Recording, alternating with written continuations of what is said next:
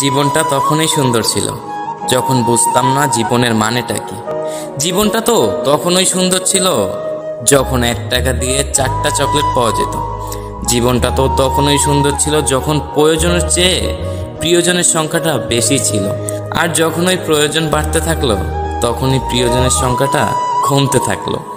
সত্যি সেই ছোট্টবেলার জীবনটা অনেক বেশি সুন্দর ছিল। ছোট্টবেলায় যখন বড়দের দেখতাম তখন ভাবতাম বড়দের জীবনটা না কতই সুন্দর। ভাবতাম কবে যে বড় হব আর তাদের মতো করে জীবনটা উপভোগ করব। কিন্তু আফসোস, বড় হওয়ার সাথে সাথে সেই ছোট্টবেলাটাকে মিস করা শুরু করলাম। মিস করি সেই সময়টা যখন 8-10 জন মিলে ভাগ করে টাকা দিলেও একটা বল কিনতে গেলে টাকার কমতি হয়ে যেত। সেই 8-10 জন মিলে হয়তো কখনোই আর মাঠে খেলা হবে না। এখন আর বিকেল হলেই কেউ খেলতে ডাকে না।